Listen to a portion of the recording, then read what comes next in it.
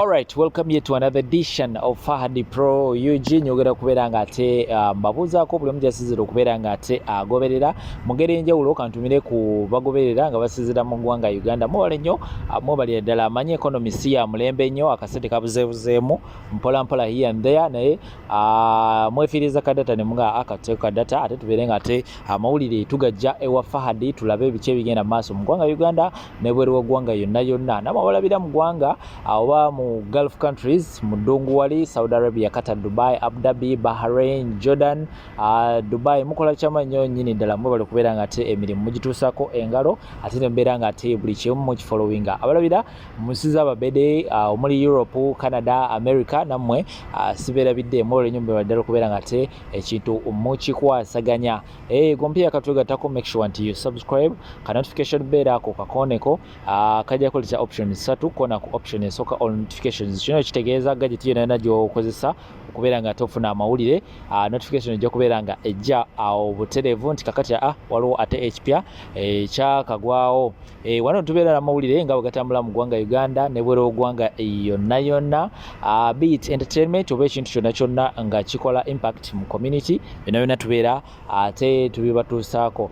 Watali kumala budde ndowooza kansumulula amawulire. Nina amawulire ga Winnie Nwagi gye buvuddeko wavuddewo omwami ng'agamba nti ye taata w'omwana wa Winnie Nwagi era nga ensonga nga bwe muza muziraba ku social media ng'ayogera bino na biri kaakati nno ate mu ngeri y'enjawulo nsobodde okubeera nga tenfuna side ya Winnie Nwagi naye kyakoze omuvubuka oyo oba omwami oyo yeeyita Nateete ayogedde ebintu bingi nnyo era nga bino byonna ngenda kubeera nga ate mbikuteerawo sirina kyengenda okubeera nga ate nnyongeramu ate mba nkugiddeko Winnie Nwagi nina ne ka vidiyo ak'enjawulo kengenda okubeera nga ate nkuteerawo awo gwe wenna wenna ali mu ggwanga ery'e Uganda planning okubeera nga ate okola business oba gwe ali ebweru w'eggwanga ng'oplanning okubeera nga toddayo Uganda osetingewo business yo, bino bye bimu ku ebyo byewandyagadde oba byotekedde okubeera nga ate omanya. Wona omaze okulaba vidiyo eno kinaava gy'oli oba okyayagala okubeera nga ate osetinga business yo mu ggwanga Uganda oba obivaako, so decision ejja kubeera nga eddawo. So byonna byonna ngenda kubeera nga ate mbikuteerawo n'obutambi bulala bungi nnyo. Make sure nti likinga video ate osobola okubeera nga tosharingirako n'abalala eyo tubeere nga tetutambuliramu fenna Fahadi Pro Ujiko muli kankomawo temuvaawo yotekano ngutadde wano era bw'owulira nti yaliyo. Yes. That was then shegede tukitwale nti yandrapinga. The word debate gamba yabaddewo talk about celebrities who become stars ate nga muyina abaana then when mufuna stardom you deny abaana bano their dad okubalaba because kati oba oli self contained buli kimu okyemalirira. No omuntu oyo yakyogedde yabaddeko ban amukweka abaana especially celeb muba marginalizing abataata nga tebalina busobozi. Kisinziira era nga bwe buli omu ayogera mu situation ye, opinion ye eva mu situation oba gye yali alabyeko oba mu situation ye. Kati osobola okubeeraawo kubanga alina gwe yali alabyeko nga bamudinayinga oba omwana naye tomanyi mukyalo oli lwaki adinayinga omwami. Wabaawo those people tukyovanga tebalina bayingiramu, tolina kuteekayo bibyo ng'era bola nti abaagalana toteekayo bibyo n'abantu abazadde omwana toteekayo bibyo. Mwana ye alaba taata wo nze bonsanga singa nalayira nti tali mulaba mukwano nze yamusindika era batajja mulaba ne bontwala mu kooti nja kuleka mbakubye bonna abe kooti kubanga tebaaliyo nga nkola mambonaabona naye wano e Uganda nja kufa n'omuntu nze omuntu yenna ankubireko essimu nga ngamba ku wange. Just try me. Ojja muyuzayuza. Nkimanyi bulungi ne taata waayina TV ewe nkimanyi bulungi andaba. Just try me. Jangu ku wange ebyo bye mmanyira abantu. Jangu ku wange ogambe I have a right. Which right? You lost it. He's a dad. Long time ago. Tonyumiza. Even a dog nembwa esobola okuzaala. You are dad, so what? You failed. Do you know what makes you a dad? Responsibility. Well, totally responsible for your own child. Then you are lost. You cannot be called a dad. But I can use oba nekuba mutima. Nwagi ntuka nekuba. Sagala nnyo kukekana na kukina ekintu. N'omukka guyinza okunzigwako. Okitegeera nja kufaintingira wano. Sagala onkayanye nnyo naye nga nze nkugambye anybody should try me. kubanga nze manyi engeri gye menyese n'omwana oyo ng'omukazi nina byempiseemu nga zali zirina biita. What if she wakes up and tells you, no, I want to see daddy? Tasobola kumwagala kumulaba omwana oyo. Tasobola. She has no memories of the dad. So how do you miss someone that you've never spent time with? She goes to school and abana bagamba mwana na daddy namunona kusoma bagamba nayo wanga aliwa. I'm your dad, I'm your mother, I'm both. She knows. Nemugamba, I will get you another daddy. Oh. Yes. Nzeka ngababulira I can get her another daddy.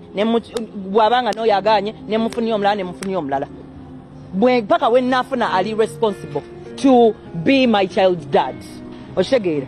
I'm not going to take in stupid people but dad. What's yaliyo? Ngera bwowulira nti yaliyo tekano omutima. Ngutadde wano. Ngera bwowulira nti yaliyo. Yes. That was then. Shegere. Tuchitwale nti yandrapinga. Yandrapinga nabula. Tuchitwale bwe tutyo. Tosonyiwa nwaji. Ye Katonda yajja omusonyiwa namulekera Katonda era buli wenfukamira omusamuga wabula oli ye gwajja omusonyiwa. Leero abasuubuzi tugaddewo amaduuka gaffe nange kamwa koogera tetukusikoze. I am closed my dear customers. So mugenda kwebuuza lwaki abasuubuzi twekalakaasizza nange yanga musuubuzi neekalakaasizza. Anyway ngenda mu kigambo kye muyatwogera abasuubuzi kiri iflis bagigobe. Why? Iflis chechi. Iflis ye policy imposed. It's not a tax, it's a system imposed by Uganda Revenue Authority. Revenue. Eyo system we bagikuteeka kubagamba bagiteeka mainly ku big companies, but they are planning even us on small businesses to impose it on us. Before they impose it on us, bagagitestingira big companies. Iflis eno we bagikutaddeko, you need to install it. That's costs. Nga olaba we to installing a DSTV, we to installing a internet ewaka. That's how it is. Installation ya bay. Yetaga internet, yetaga omuntu amanyi ogiraninga. Even us as a small business, togenda kuntesa omukozi already nga sente sizira besasula abakozi, atensa sura omukozi omuki omulala. Kati abasuubuzi mugenda gamba Iflis is not omusolo, Iflis is not biki. Iflis eyo obera nayo mu system yo mu duuka alyo. Buli item gy'otunda oyino gigattako 18% ey'omusolo. Naye mujjukire tewali kintu kye tuyingiza mu Uganda muno nga tetusasulidde musolo, ate omusolo ogw'amaanyi. Kyova oli muntu okudde China adde bakasitoma muntu mayo ekintiisaayo kintu kimu omusolo. Omusolo guno wotuuka mu bondi ziri wali ennamanve nge container yeetuuse evudde okuva e Mombasa etuuse mu Uganda. Ne kakutanda noba nga toyina sente container yo nesusse ennaku 2 wiiki na mpitirivu nnyo. Each day bagenda kucharginga $1 mu Uganda shilling. Buli kanaku container yo weesuzeewo nga toyina za musolo bakucharginga $75,000. Kitone nnyo. Naye mujjukire government yosooka n'ogigirako share yaayo ku container gy'otanakolako magoba wadde naaka. Yo nosooka n'ogiwa akayo. Oba okoze, oba bifudde, oba babiguze, oba bikudibyeko, yesooka funa. Wofairinga okusula n'osula waawo mu bondi yawe. Buli lunaku olukya $75,000. Kati wamalayo wiiki 2. Abantu bangi abakaaba mulaba abasuubuzi okufuna shoka obushoki nazirika. Container zizirisa abasuubuzi. Bannange nze yanga musuubuzi nzitya. Muntu me China ngenda kuddayo naye nzitya. Anyway, so omusolo ogwo buli item eri mu container ogisasulya. Olaba ne wekaba kano kalimoti kano. Newe bene simu bascanninga container bayina ekyuma ekiscanninga kakabaka jiko kakabaka foko. Buli item eyingira mu Uganda tugisasulira. Kati ekyo bataddeko eno Iflis system. Buli item gy'otunda era government oyino giwako 18%. Already nasasula nga biyingira eggwanga. Kati gwe azengo oli musuubuzi munnange otwala bintu jinjo otwala bintu alwa obinguzeeko buli item gy'ogenda ogula newe kaba akatini newe kaba akajiko mbagambi nino kakubako 18% gwagenda okayinkaringa sinzi. Kati nawe omusuubuzi atute ebintu alwa atute ebintu amasaka oba osuubula buviiri oba osuubula ngoye ng'olina boutique naawe customer wo oyina omuteekako 18%. Kitegeeza tusasula emisolo emirundi egisukka mu 3. Nsasudde nga container eyingira. Nawe nkukubye kino bambi bakiteeka ku supermarket kakabaka supermarket akatini. Kaina chuva bambi aba supermarket mugabadidira mu abagamba you are too expensive in Chikubo this. Choino manya tuyina emisolo gye batugattako. Kati abasuubuzi bali mu kwekalakasa nze nayingiza container nga nsasudde omusolo omunene nagumola naawe nsuubuddeko osasudde omusolo ne gwogenda osuubuza era naye asasula omusolo naye gulagawa ku bino potholes anyway tuveeyo kati bagenze ne batugattako ffe abasuubuzi buli dduuka ku rent gw'osasula omuyitirivu kebe store kebe dduuka nagomola ku rent gwe tusasula buli dduuka batutaddeko kuba nannyini kizimbe bamutaddeko system eyo kakitegeeza buli dduuka ku ssente z'obadde osasula batongeddemu 18% eza gavumenti naye oledi buli item ngitaddeko bo bali bafunye akasente kaabwe ekintu wemba nkitunda $2 kasitoma ngenda kugamba 2.8 2.5 kitegeeza akinguzeeko simanyi bulungi maati kitegeeza mukole 18% kyeki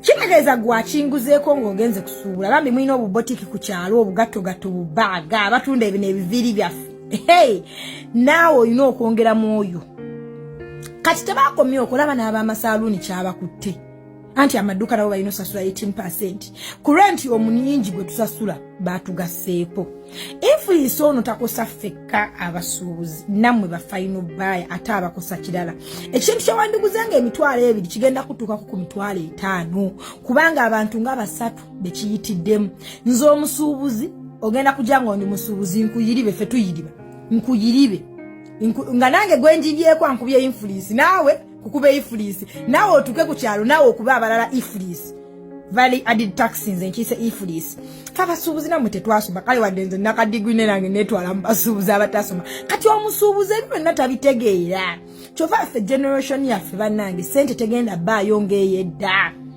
abasajja bakolanga ssente nga clean naye kati okunyigirizibwa kansubira influence mugitegedde